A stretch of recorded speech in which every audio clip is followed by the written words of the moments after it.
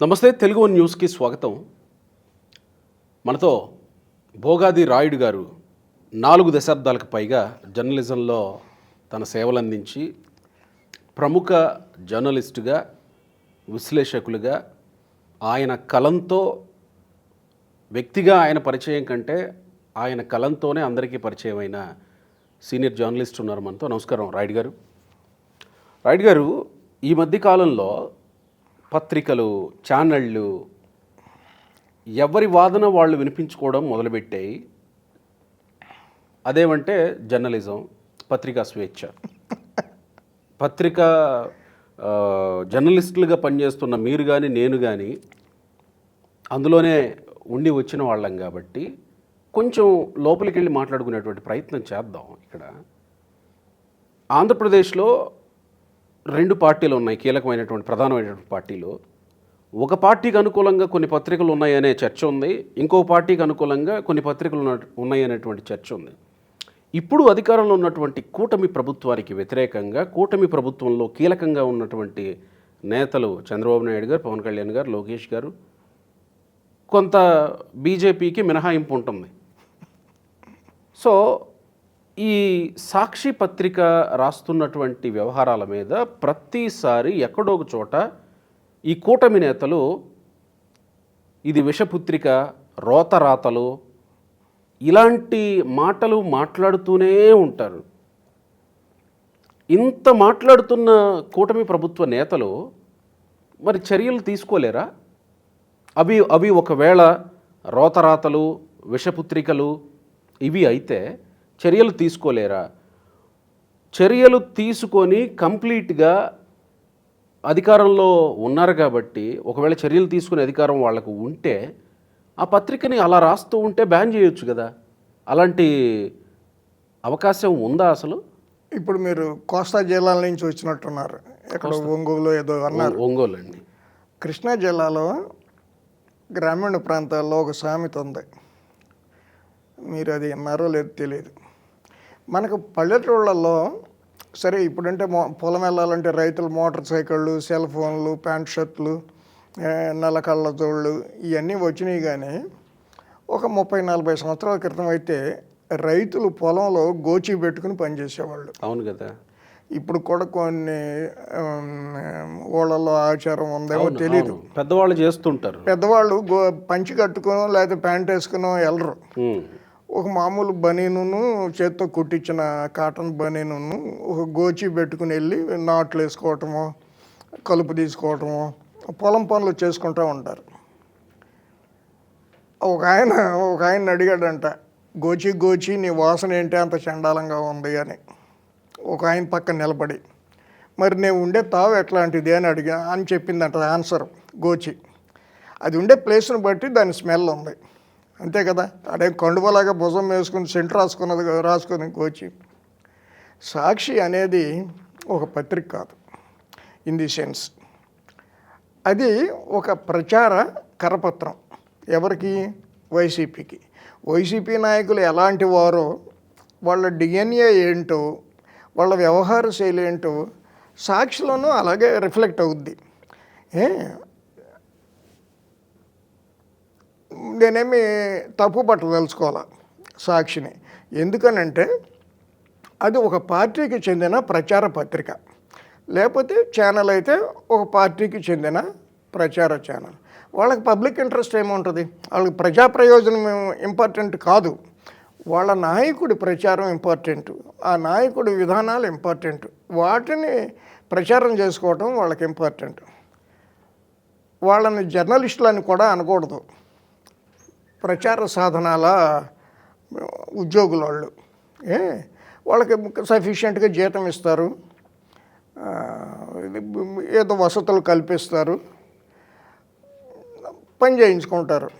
అంతేగాని జర్నలిస్ట్ అంటే కనీసం మినిమం ఎథిక్స్ 3-4 ఉండాలి. You have to be impartial, you have to be accurate, you have to be responsible, you have to be transparent. ఈ 4 లక్షణాలు సాక్షిలో పనిచేసే వాళ్ళకి ఉండవు కదా. ఎందుకు ఉండవు అంటే వాళ్ళ నాయకులు ఏం చెప్తారో తెలీదు, దాని ప్రకారం ఆ స్టోరీస్ పబ్లిష్ చేయాలి.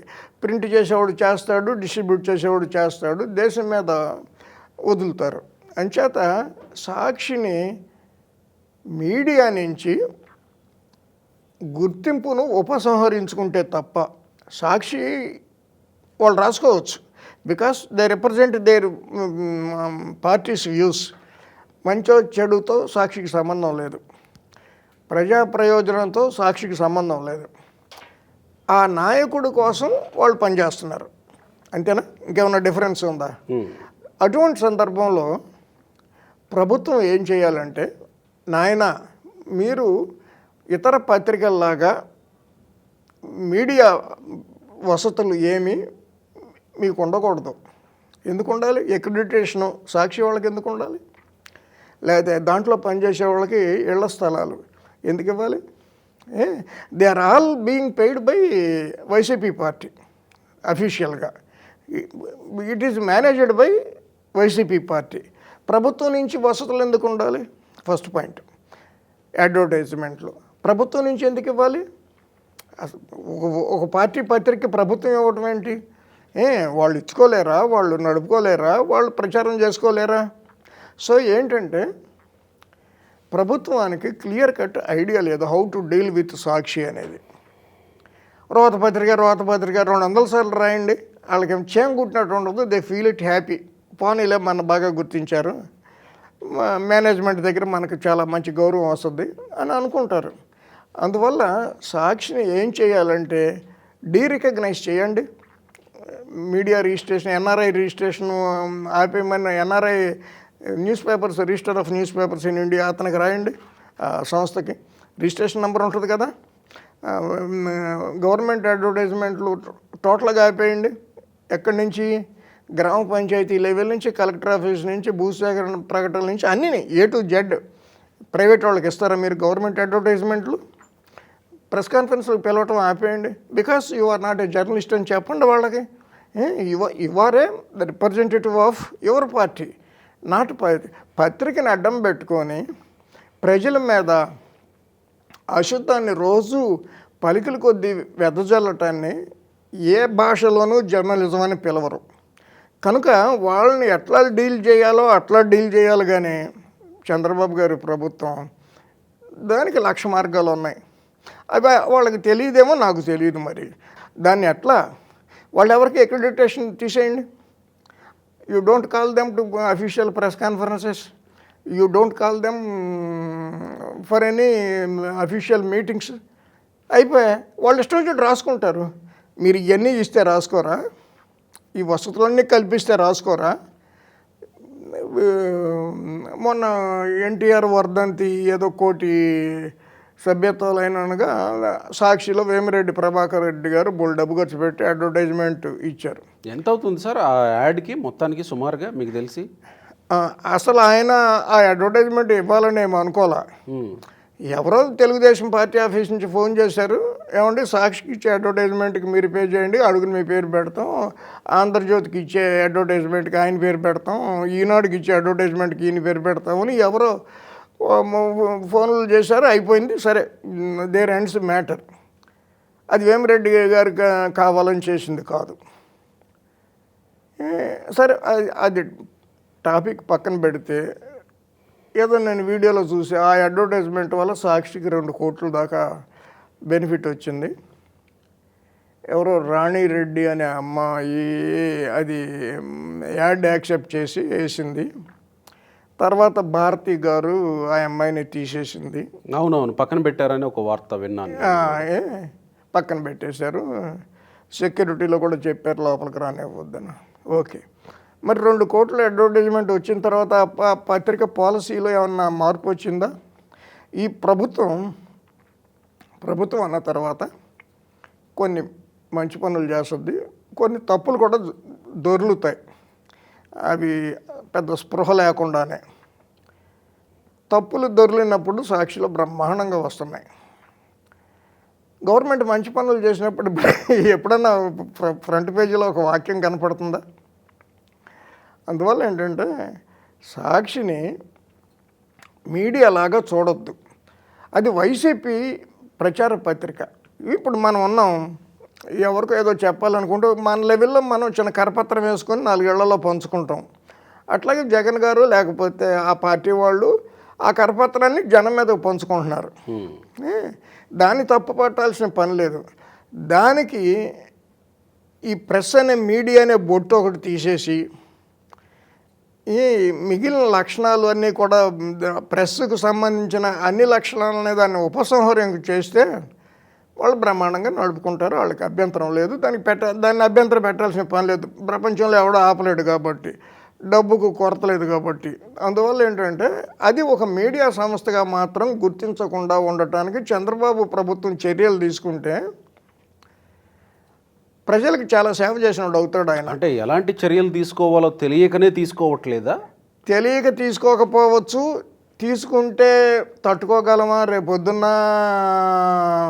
ఎవరేమంటారో. మీడియా వాళ్ళు ఏం చేస్తారంటే అనంతపూర్లో ఒక స్ట్రింగర్ని కొడితే ఢిల్లీలో ప్రదర్శన చేస్తారు. అవును కదా. యూనిటీ, అది జర్నలిస్టుల యూనిటీ. వీళ్ళ మీద చర్య తీసుకుంటే ఈ జర్నలిస్ట్ సంఘాలని వాళ్ళని వీళ్ళని పోగేసి రోజు రచ్చ పేడ చేస్తారేమనే భయమైనా ఉండాలి. ఎట్లా తీసుకోవాలో తెలియకన్నా అయి ఉండాలి. ఆ ప్రాసెస్ని ఎట్లా ఇంప్లిమెంట్ చేయాలో కూడా స్పష్టత లేకుండా ఉండాలి. లేదు, ఈ విషయం గురించి ఆలోచించేంత టైం వేస్ట్ చేయటం ఎందుకులే, వాళ్ళు ఏడిపేదో వాళ్ళు ఏడుస్తుంటారు అని అనుకునైనా ఉండాలి. అంటే సాక్షి ఒక్కటే కాదు కదా, ఇప్పుడు విశాలాంధ్ర కమ్యూనిస్టు పత్రిక, పార్టీ పత్రిక, సో దానికి కూడా వర్తిస్తాయా మీరు చెప్తున్న ఇవి? విశాలాంధ్ర అనేది ఎప్పుడు పుట్టిందో మీకు తెలుసా? నేను పుట్టినప్పుడు పుట్టింది. ఒక 3 నెలల ముందుగా 1952 జూన్ 22 పుట్టింది. 1952 అంటే ఇప్పటికి ఎన్ని సంవత్సరాలు అయినట్టు? 72 సంవత్సరాలు అయినట్టు. కానీ అది కమ్యూనిస్టు పత్రిక అయినప్పటికి కూడా ప్రజలని ఇబ్బంది పెట్టడం, ప్రజల్ని చిన్నచూపు చూడటం, గవర్నమెంట్ల మీద బురద జల్లటం అది చేయలే. అది ఒక వామపక్ష భావాల పత్రికగా దేశంలో వామపక్ష ఆలోచనలు పెరగటానికి, నిజానికి కమ్యూనిస్ట్ నాయకులు చేసిన త్యాగాలు ఏ పార్టీ నాయకులు చేశారు? చండ్ర రాజేశ్వరరావు గారు, లేకపోతే పుచ్చలపల్లి సుందరయ్య గారు, లేకపోతే డాంగే గారు, బర్మన్ గారు. అసలు ఒకళ్ళు కాదు, వాళ్ళ జీవితాలంతా కూడా దేశం కోసం పెట్టిన వాళ్ళు. ఆ భావాలను, వామపక్ష భావాలని ప్రచారం చేయటానికి ఆ పత్రిక లేదు. కార్మిక వర్గాలు వాళ్ళ పనితీరును మెరుగుపరచడానికి పనిచేసిన పత్రిక. మీరు దాన్ని సాక్షిని పోల్చటం అంటే నక్కని నాగలోకాన్ని కలిపి మాట్లాడటం లాంటిది. సాక్షి ఎందుకు పెట్టారు? తెలుగుదేశం మీదో కాంగ్రెస్ మీదో, అప్పుడేమో పెట్టినప్పుడు కాంగ్రెసే గవర్నమెంట్, జగన్ గారి తండ్రి గారే అధికారంలో ఉన్నారు కదా, అయినా కూడా తెలుగుదేశం మీద బురద చల్లటానికి అప్పుడు వాడుకున్నారు. తర్వాత జగన్ గారు వచ్చిన తర్వాత తెలుగుదేశం మీద అడ్డగోలు రాతలకి, అసత్య ప్రచారాలకి, దుర్మార్గపు రాతలకి వాడుకున్నారు. మీరు విశాలాంధ్రలో ప్రజా వ్యతిరేకం అని ప్రజలు తమకు వ్యతిరేకంగా ఉంది ఈ వార్త అని ప్రజలు భావించే వార్త ఒకటి చూపించండి. తర్వాత దాని సంపాదకులు ఎట్లాంటి వాళ్ళు? చంద్రం గారు, ఆయన తర్వాత రాఘవాచారి గారు. రాఘవాచారి గారి పేరు మీద ప్రెస్ అకాడమీని ఏర్పాటు చేశారు విజయవాడలో, ఆంధ్రప్రదేశ్ ప్రెస్ అకాడమీ. దాని ముందు పేరు రాఘవాచారి గారి అని ఉంటుంది. ఇప్పుడు ఆర్వి రామారావు. ఆర్వి రామారావు ఎట్లాంటి వాడు అంటే, మీరు వెళ్ళిపోయి సార్ ప్రధానమంత్రి మోడీయే అని కనుక మీరు వార్త రాశారనుకోండి, వెంటనే ఆలోచిస్తాడు ప్రధానమంత్రి మోడీనా అని మళ్ళీ అసర్టైన్ చేసుకుని ఓసారి ఎవరికన్నా ఫోన్ చేసి ప్రధానమంత్రి మోడీయేనా ఈ మన గోపి గారు రాశారు వార్త అని కనుక్కుని కన్ఫర్మ్ అయితే ఇస్తాడు. అంటే పద్ధతులు చెప్తున్న, వాళ్ళు పెరిగిన విధానం చెప్తున్నా. సాక్షిలో అసలు ఎవరు ఏమిటి, దాని లక్ష్యం ఏమిటి, దాని బతుకేమిటి, అది అంచేత ఏంటంటే ఇప్పుడు నేను చెప్పిన డీరికగ్నైజింగ్ ప్రాసెస్ మొత్తం కూడా ఒక సాక్షికి అప్లై చేయాలి. కానీ విశాలాంధ్ర అసలు ఆ పరిధిలోకే రాదు, ఆ చుట్టుపక్కల కూడా రాదు. అది తక్కువ సర్క్యులేషన్ అవ్వచ్చు, కానీ అత్యంత గౌరవనీయులు చదివే పత్రిక. ఇక్కడ నాకు ఒక ప్రశ్న ఉంది సార్. ఈ డీరికగ్నైజేషన్ అనేటువంటి మెథడ్లోకి వెళితే ఇప్పుడు సాక్షికి ఇది వర్తించిందంటే రేపటి రోజున వేరొకళ్ళు అధికారంలోకి వస్తే వాళ్ళకి ఏదో పత్రిక వాళ్ళ మీద ఏదో విమర్శిస్తూ రాస్తే వాళ్ళు దాన్ని ఇప్పుడు ఏదైతే డీరికగ్నైజేషన్కి వెళ్ళారో ఇలాంటి దాన్ని ఉపయోగించుకునే అవకాశం ఉంది కదా, అది మిస్యూజ్ అయ్యే అవకాశం ఉంటుందేమో కదా, వాళ్ళు వేరొక పత్రిక మీదకి వెళ్ళడానికి అవకాశం ఉంటుందేమో కదా. ఉండదు. ఎందుకు ఉండదు అంటే మీరు కొంచెం సూటిగా అడిగితే ఆంధ్రజ్యోతి, ఈనాడు గురించి అడుగుతున్నారేమో తెలియదు. నేను ఆ రెండు పత్రికలు ఈ డెఫినేషన్లోకి రావు. ఓకే. ఎందుకనంటే ఆంధ్రజ్యోతి రాధాకృష్ణ తెలుగుదేశం నాయకుడు కాదు, తెలుగుదేశం ప్రాథమిక సభ్యుడు కూడా కాదు. తెలుగుదేశం అభిమానం ఉంటే తప్పులేదు. నాకు ఏదో ఒక పార్టీ అభిమానం ఉంటుంది వ్యక్తిగతంగా, మీకు ఉంటుంది. నాకు వ్యక్తిగతంగా ఉండి పేపర్ లేదు కాబట్టి నోటుతో తిడతాను, ఆయన పేపర్ ఉంది కాబట్టి రాయొచ్చు. అలాగే ఈనాడు ఉంది. ఈనాడు కూడా ఎప్పుడు కూడా ఒక పార్టీకి అభిమానే కానీ, లేకపోతే ఒక పార్టీని దింపాలి అని అనుకోవచ్చు, లేకపోతే ఒక పార్టీని సపోర్ట్ చేయాలని అనుకోవచ్చు. కానీ the owner of the MD Eenadu is never A party member. Ramoji Rao గారు బతుకున్నప్పుడు ఆయన తెలుగుదేశం తీర్థమేమి తీసుకోవాలా. ఇప్పుడు ఉన్న కిరణ్ గారు లేకపోతే వాళ్ళు తెలుగుదేశం పార్టీ సభ్యులు కాదు. వాళ్ళు ఎప్పుడు కూడా వెరీ ఇండిపెండెంట్. తర్వాత ఈనాడులో కానీ ఆంధ్రజ్యోతిలో కానీ ఇన్యాక్యురేట్ అసత్యపు వార్తలు ఒకవేళ వచ్చినా కూడా చాలా నెగ్లిజిబుల్గా వస్తాయి. కానీ మీరు అబ్జర్వ్ చేస్తే అది ఒక ఉద్యమం లాగా, అసత్యాలను ప్రచారం చేయటమే ఒక ఉద్యమం లాగా ఆ పత్రికలు చేయవు. అంటే నేనేమంటున్నానంటే ఒకవేళ అధికారంలో ఉన్నటువంటి పార్టీ దీన్ని మిస్యూజ్ చేసే అవకాశం ఉంటుందేమో కదా అని అంటారు. ఇప్పుడున్న వెసులుబాటుని అప్పుడు కూడా ఉపయోగించుకుని ఒకటి ఏంటంటే జగన్ గారు కనుక వస్తే, మీ ఉద్దేశం అదే అయితే, జగన్ గారు భవిష్యత్తులో ముఖ్యమంత్రి అయితే ఈ వెసులుబాటును ఉపయోగించుకొని ఇతర పత్రికలను కూడా ఇబ్బంది పెట్టవచ్చా అని అడుగుతున్నారా? అంతే. అడుగుతుంటే జగన్ గారికి రూల్స్తో సంబంధం లేదు, ప్రెసిడెంట్స్తో సంబంధం లేదు. ఫలానా 2025లో ఆ పత్రికను ఎలా చేశారు కాబట్టి ఇప్పుడు 2070లో నేను ముఖ్యమంత్రి అయిన తర్వాత ఇలా చేస్తాను అని అనాల్సిన అవసరం లేదు. ఆయనకు రూల్స్తో పని లేదు. ఆయన ఊరినే చెప్తాడు ఆ పేపర్ మూసేయండి అని, పోలీసు వాళ్ళు వచ్చి మూసేస్తారు. It doesn't matter. అంతే. అందువల్ల ఎవరో వస్తారు, ఏదో మిస్యూజ్ చేస్తారు అనే భయం అయితే అవసరం లేదు. ఒకటి. రెండు, సాక్షి మీద గనక చట్టపరంగా నిలబడగలిగిన రీతిలో చర్యలు తీసుకుని అది మీడియా కాదు అని ప్రజలందరి దృష్టికి బలంగా తీసుకెళ్ళిన రోజున భవిష్యత్తులో ఎవరైనా రాజకీయ నాయకుడు మీడియా పెట్టాలి అని అనుకుంటే కొద్దిగా జాగ్రత్తగా తీసుకుంటాడు. ఆయన భార్యో కూతురో కొడుకో దానికి ఓనర్లుగా ఉండరు. ఇప్పుడు తెలంగాణలో మనకి ఇది ఉంది, Namaste Telangana. Namaste Telangana is managed by KCR family, everybody knows. Channel ఉంది, T news, that is also there. నా ఉద్దేశం రేవంత్ రెడ్డి గారి దృష్టికి ఈ అంశం వెళ్ళలేదేమో అనుకుంటున్నాను నేను. నాకు పార్టీల మీద ప్రేమ లేదు గోపి గారు. తెలుగుదేశం అయినా వైసీపీ అయినా నాకేమీ పెద్ద డిఫరెన్స్ ఏమీ లేదు.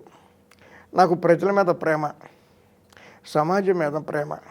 అందుకని జగన్ తప్పులు చేసినా విమర్శిస్తా, చంద్రబాబు గారి హయాంలో తప్పులు జరిగినా నేను పాయింట్అవుట్ చేస్తా. చంద్రబాబు గారు కానీ రేవంత్ గారు కానీ కూర్చుని ఈ మీడియా కల్మషాన్ని, ఈ మీడియా అశుద్ధ ప్రసారాలను క్లీన్ చేయకపోతే సమాజానికి చాలా ప్రమాదం అని నేను భావిస్తున్నాను. రేవంత్ రెడ్డి గారు అంటే ఆయన ముఖ్యమంత్రి కాకముందు ఎన్నికల ప్రచారంలో ఉండగా ఆయన గట్టిగా మాట్లాడారు. గొట్టాలు తీసుకొచ్చి ముందు పెట్టి మాట్లాడితే దాన్ని తీసుకుపోయి హడావుడి చేస్తే తొక్కుతా అని కూడా అన్నారు ఆయన. అవన్నీ ఏంటంటే ప్రచారంలో భాగంగా అనే మాటలు. నరేంద్ర మోడీ గారు ప్రతి ఫ్యామిలీకి 15,000 అకౌంట్లో వేస్తాను భారతదేశంలో అన్నాడు ఎప్పుడు 2014 ఎలక్షన్ ముందు. నా అకౌంట్లో అయితే 10 పైసలు పడలా ఇంత మట్టుకి. సో అది కాదు, రేవంత్ రెడ్డి గారు, చంద్రబాబు నాయుడు గారు ఒక అపూర్వ combination for the 2 states. Correct. First time ఇంత ప్రేమాభిమానాలు ఉన్న ముఖ్యమంత్రుల గతంలో మనకు లభించాల. ఇద్దరు మీడియా బాధితులు. చంద్రబాబు గారు మీడియా బాధితుడు, రేవంత్ రెడ్డి గారు కూడా మీడియా బాధితుడు. కూర్చుని ఒక కామన్ ప్రొసీజర్ ఎవాల్వ్ చేసుకుని, అక్కడ ముఖ్యమంత్రి కార్యాలయంలో సమర్థులైన అధికారులు ఉన్నారు, ఇక్కడ ఉన్నారు. So how to control this menace అని గనక చేసి మీరు మేనేజ్మెంట్లన్నా మార్చుకోండి, రైట్, బీ ప్రొఫెషనల్, లేదు we will derecognise you as media అనేది కనుక వీళ్ళు స్పష్టం చేయగలిగితే సమాజానికి చాలా ఉపయోగం. సమాజానికి ఉపయోగం. నేను ఆ కోణంలోంచి మాట్లాడాను కానీ రైట్. సాక్షి మీద లేకపోతే ఇంకో దాని మీద లేకపోతే ఆంధ్రజ్యోతి ఈనాడు మీద ప్రేమతోనో కాదు. అది జాగ్రత్తగా ఎవరికాళ్ళు గమనిస్తే సాక్షి వల్ల సమాజానికి ఎంత నష్టం జరుగుతుందో తెలుస్తుంది.